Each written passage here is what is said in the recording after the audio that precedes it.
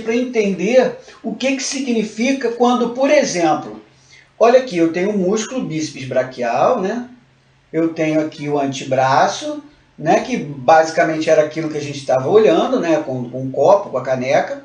Então, eu tenho aqui uma quantidade de força sendo gerada pelo músculo e uma quantidade de resistência sendo proporcionada pela caneca, pelo copo, pelo antebraço também, porque tudo isso vai fazer. Só uma atenção, eu estou colocando essa flecha aqui, tá? Mas isso aqui não são vetores de força como a gente estuda lá. É só para você ter uma ideia do seguinte, que eu tenho essa seta aqui, ó, igual a essa. Então o que eu estou querendo dizer? Que se a potência gerada pelo músculo for equivalente à resistência que ocorre aqui, tá? Eu não terei movimento. O músculo estará contraindo para sustentar aquele peso, aquela massa, ok? Porém, não haverá movimento. Por isso eu chamo de ação estática ou ação isométrica. Ou seja, quando o torque produzido pelo músculo equivale à resistência que está sendo imposta a ele.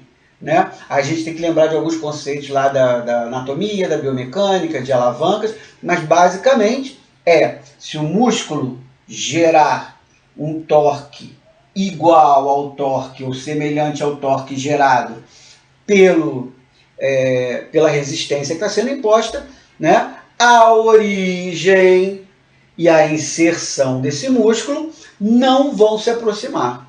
Eu vou mantê-las equidistantes. Então, o que significa isso na prática? Não ocorrerá um movimento articular, né? Nesse caso, a articulação do cotovelo.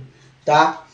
Então, veja bem, lembrando que eu não estou falando aqui, isso aqui não são vetores de força, é só para a gente ter uma imagem, né? Que se eu estiver produzindo potência igual a resistência, eu não tenho movimento, a articulação ficará parada, e aí eu tenho a ação estática ou ação isométrica. É a mesma coisa, ação estática ou isométrica, isso vai depender um pouco do livro, da literatura que você estiver utilizando. Por outro lado, olha lá, se eu tenho o músculo produzindo mais potência do que a resistência, o músculo está exercendo uma força maior do que aquela a qual a resistência está sendo imposta, e vai me acontecer diferente. Eu vou ter uma ação dinâmica, porque agora vai ter movimento.